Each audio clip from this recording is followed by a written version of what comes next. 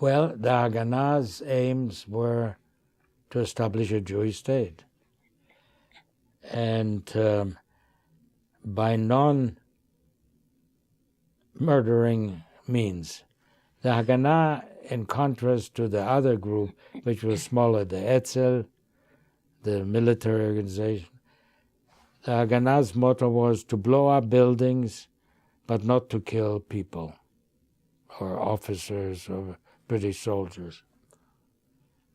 And when I was in high school, what did we do in the Haganah? We would distribute illegal leaflets, plaster them on the walls at night. If we were caught, we would be taken to the British Criminal Investigation headquarters and beaten. Well, I was lucky. I was not caught somewhere and beaten. The way they used to beat is they would have these short sticks, metal sticks, that were covered with a heavy rubber, and they would beat on the kidneys, because this kind of cane would not leave external marks, but it would damage the kidneys. And also, some of us would at night help unload the boats of illegal refugees on the beach, hand them over to people from kibbutz who would take them away. And one of those nights, one older student from the high school I was in, Bracha Fuld, was shot to death by a British tank.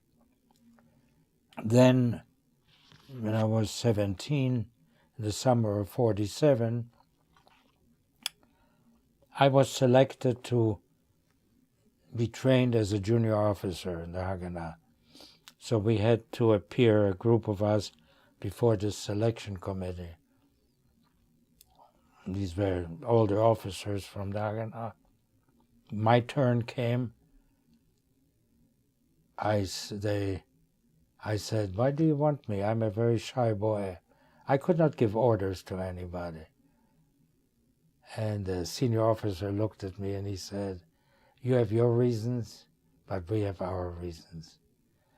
And he probably was right. They selected me, and I went to the junior officers training.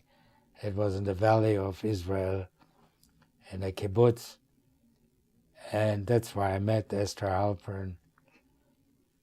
And in my later career, I was always a leader of people.